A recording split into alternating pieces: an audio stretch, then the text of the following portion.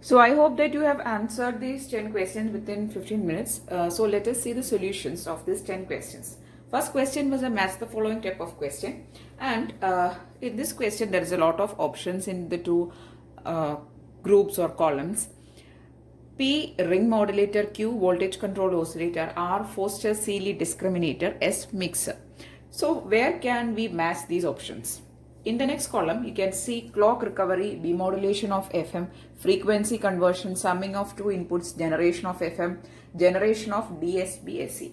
The first option here is ring modulator. Ring modulator is generally used for generation of amplitude modulation type of waveforms or its variations. So in this option, you can see that only one option is present, DSBSC. Double sideband suppressed carrier is a variation of amplitude modulation. So you have to match P with nothing else but Q. Sorry, 6. P with 6. Okay. DSBSC, for its generation, you can use a ring modulator. Okay. Next one is voltage controlled oscillator. These VCOs, voltage controlled oscillator, means they'll be generating various frequencies. And that can be used for the generation of frequency modulator or FM signals. Okay, Q is matched with 5. Next one is Foster-Seeley discriminator, and that is used for the demodulation of FM. So when you are studying FM, generation and demodulation circuits, VCO can be used for its generation, and Foster-Seeley discriminator is a type of demodulation systems or circuits used for demodulating of FM waves. Next one is mixer. Mixer, we know that in super heterodyne receivers or in any circuits, mixer is used for changing of frequency, either from a higher frequency to an intermediate frequency or from a lower frequency to a higher intermediate frequency. So generally that is the purpose of a mixer, that is frequency conversion. So this is the match. S is matched with 3.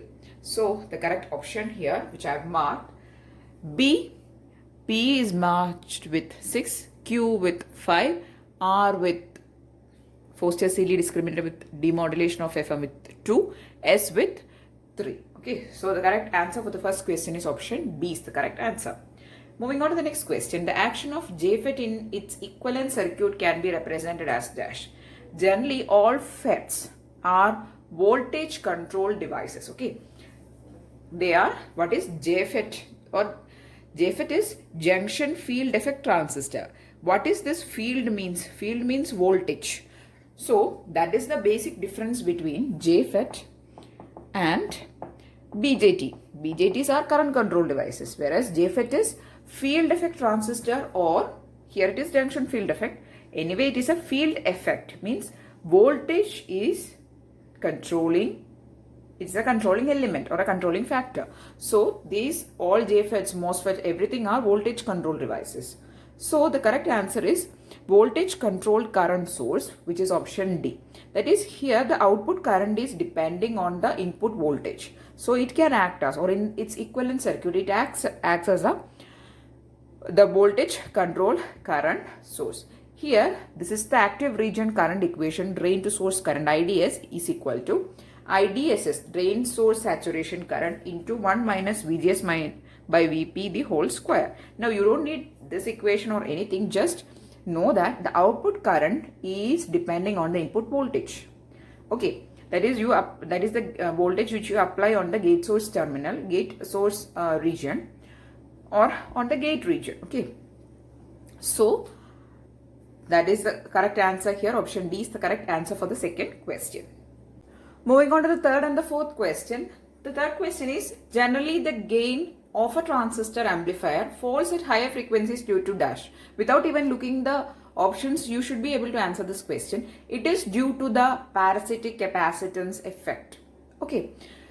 In transistors, what happens is that at higher frequencies, parasitic capacitance effect, that is the capacitance like diffusion capacitance, and there is also a lot of other capacitance, internal capacitance, sum total of internal capacitance will have a parasitic effect. We have discussed about this in previous videos also. And due to this parasitic capacitance effect, the gain will fall at higher frequencies. The correct answer is internal capacitance of the device. That is, this fall in gain is due to the internal capacitance, which actually act as a parasitic capacitance. Okay. Then question 4 is again related from the transistor area, and this is actually a comparison of input resistance of the various configurations: common base, common collector and common emitter. In the BJT formula revision video, that is actually a combined video of some numericals and BJT formula revision, I have discussed about the various the current gain, voltage gain, its comparison. And here it is the question is about input resistance comparison. For which configuration the input resistance is maximum? The input resistance is maximum for common base configuration, and then for common emitter, and it is high for common collector. That is, the correct option is for CB, input resistance is low. Okay, then for CC, okay, so then for CE, it is moderate. That is, for common emitter, the input resistance is moderate, and for common collector, input resistance is high. Okay, so this is again another thing you should know, and also you should be knowing these things also: voltage gain, and most importantly current gain. Okay, so we know that for current gain, for common emitter configuration it is beta, common collector it is gamma, and common base it is alpha. Okay, so these things also you should be knowing. And this is the input resistance comparison. So for which configuration it is a maximum? For the configuration common base configuration it is maximum. Sorry, for common base configuration it is minimum. For common collector it is maximum, and for common emitter it falls intermediate between these two. Okay, the correct answer here is option B is the correct answer.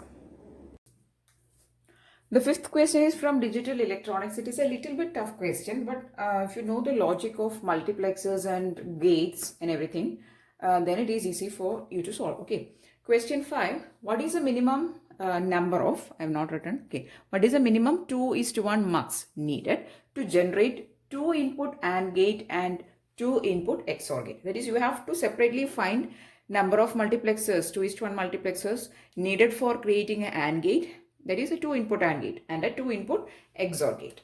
Okay, so I have just drawn the symbol for an AND gate and its truth table, and the symbol for an XOR gate and its equation. Now from this is everybody will be knowing this. So from this, how can you use a 2:1 mux to create this, and how many number of mux is needed for this, and how many number of mux is needed for creating XOR? Okay, both are 2 input. Now, what is actually a 2:1 multiplexer? A 2:1 multiplexer means there will be 2 inputs, 0 and 1. There is a select line. This select line S will be 0, and it selects this line to the output. And when this select line is 1, it will select this line to the output. Okay, so that is a simple 2:1 multiplexer. Now, think about, first we will be thinking about the AND gate, 2 input AND gate, right? So this is the truth table for the 2 input AND gate, and here you can see when A is 0, output is 0. When A is 1, consider when A is 1, then output is depending on the B. When B is also 0 means output is 0. When B is 1 means output is 1. Now how can you implement this using a 2:1 multiplexer? So this is a 2:1 multiplexer. There are 2 lines, 0, and there is another line, 1. Okay, now there is a select line also, and there is one output which we will call as Y. Okay, now if we fix our A variable here, that is whenever A variable is 1, then it will select B, right? Because for the case A is equal to 0, output is 0, right? See here. So when A is 0, what is output? It is 0. So when A is 0, you can connect the 0 line to the ground. Okay. Now when A is 1, it will depend on what variable? It will depend on the B variable, right? So you have to put B here in the 1 input line, and you have to put A as the select. Now we'll double check it. Consider when A is 0. What will be selected? 0 line is selected. Output is 0. When A is 1, it will select this line. Here B is connected. When B is equal to 0, what will be the output? 0. When B is 1, then A and B are 1. Output will be 1. So this is a simple 2 input AND gate. Okay. And how many 2:1 multiplexers you require? Only one 2:1 mux you require to realize that. Now, we are going to, I hope this concept is clear, and if you want to note, please note it down. This is the figure looking like. Now, I'm going to construct a XOR gate. Okay. We'll remove this for the time being. Now, this is my XOR gate, 2 input XOR gate. This is my equation. Okay. So, I'll just take a simple 2:1 mux and I'll try implementing it. So, there is a 0, there is a 1 line, there is a output Y, and there is a select line. Again, I'm going to put A in my select line. I'm just taking it as an option. Okay. I'm going to put A in my select line. What is my equation? When A is equal to 0, B has to be 1, right? And when A is equal to 1, B has to be 0. That is, it will be bar. Now, how to put B and B bar in these lines to make it as an XOR gate, right? I'll cut short the length. When A is 0, what you need? You need B. So, I'm going to put B in the 0 line. Okay. When A is 0 or when it is A bar, you need to select B. Okay. So now the combination is correct. So what is the 2:1 mux actually doing?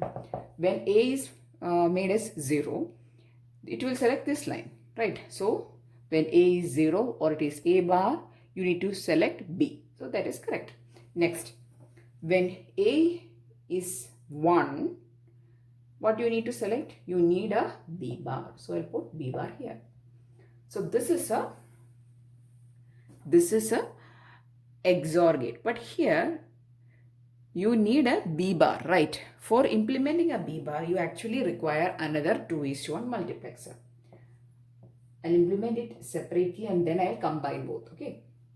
So how to make a B bar using a 2:1 mux?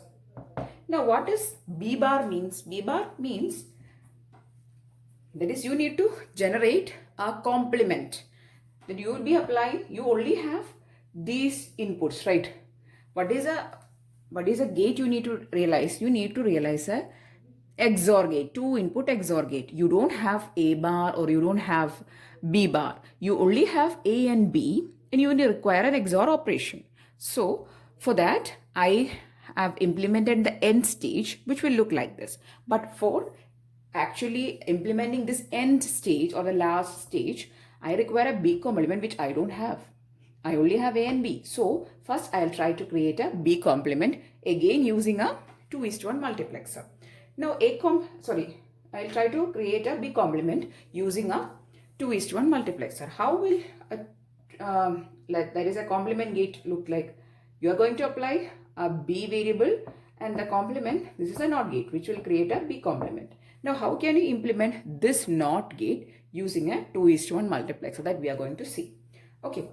So, what is a function of a complement gate? When you are applying 1, it will produce a 0. That is, it has to produce a 0. Then when you are applying a 0, it has to produce a 1. This is nothing but NOT or a complement operation, right?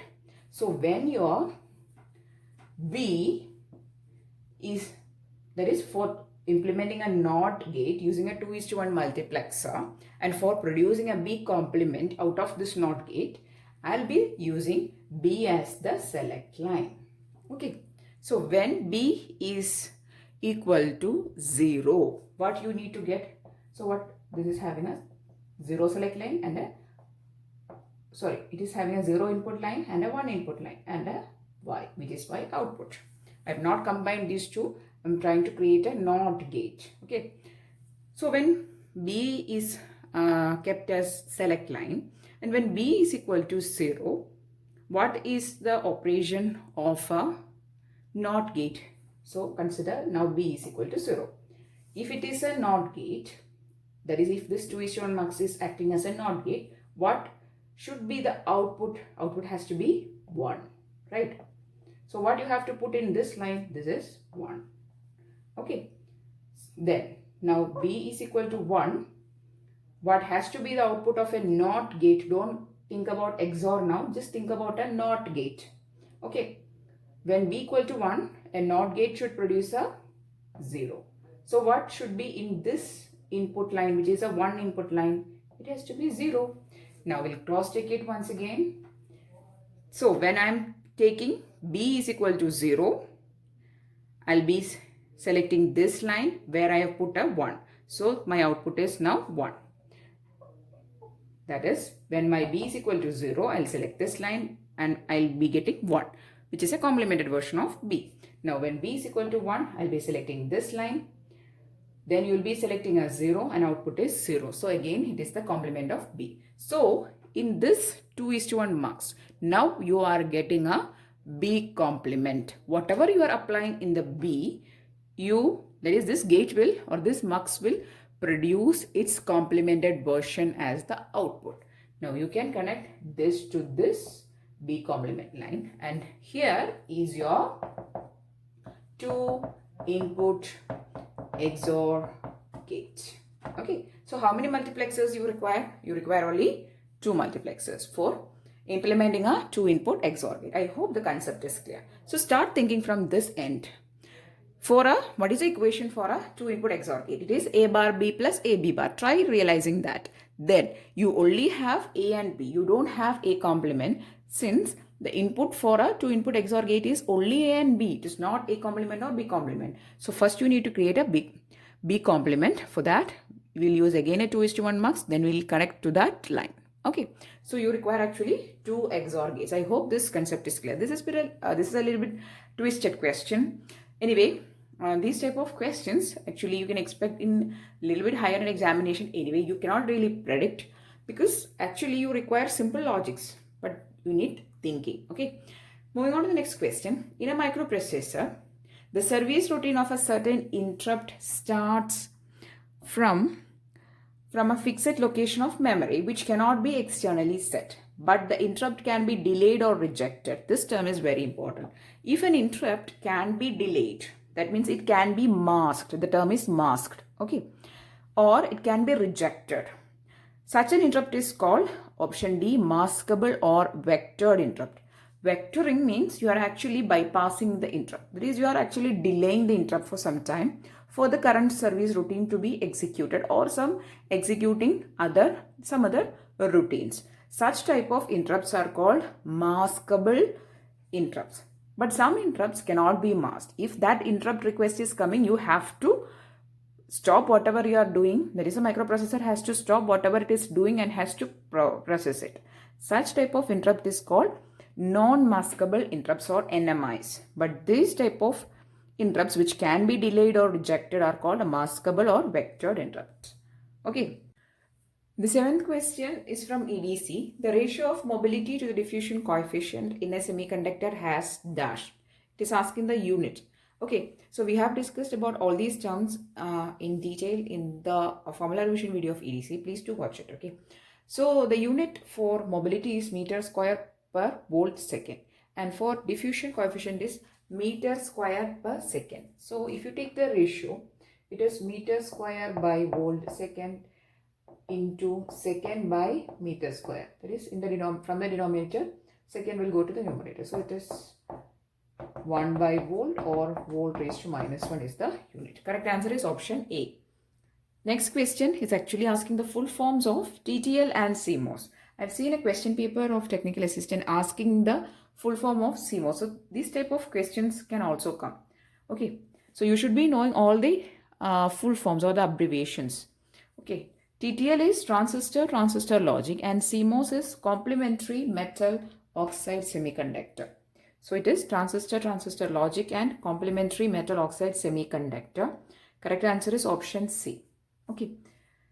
Now, why this complementary metal oxide is called? Because in CMOS, you can see there is NMOS and PMOS in the same structure. For actually realizing a CMOS structure, you need NMOS as a pull down unit and PMOS as a pull up unit. So, we are actually using both the complementary transistors, NMOS and PMOS. So, that's why we call it as complementary logic.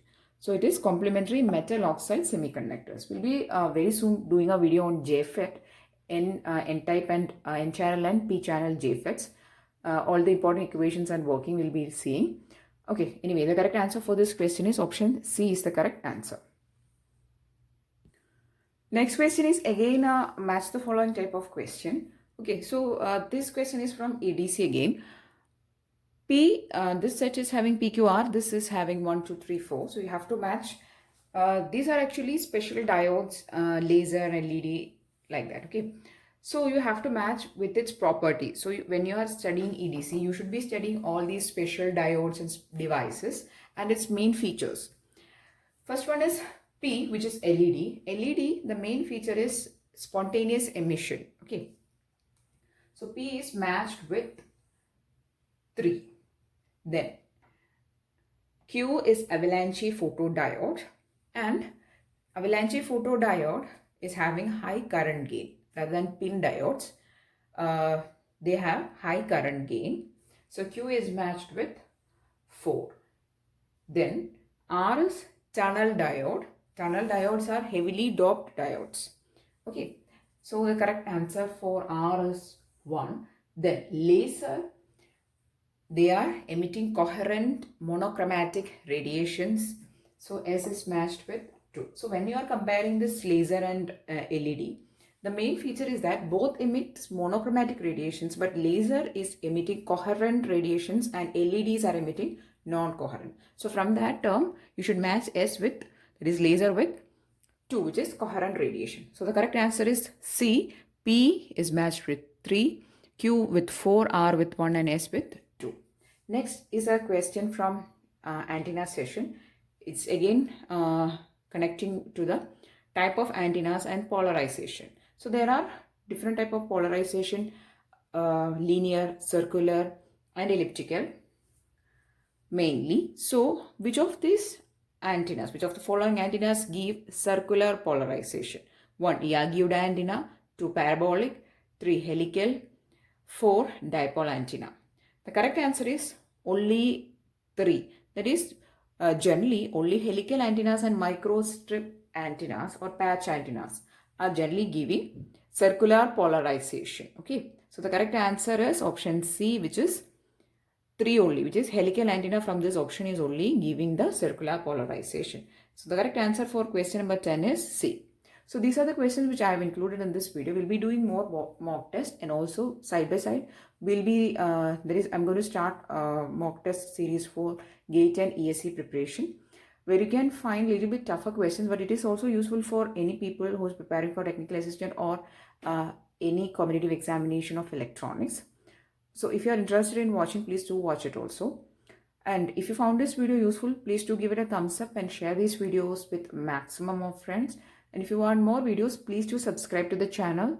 Thanks for watching and keep on watching.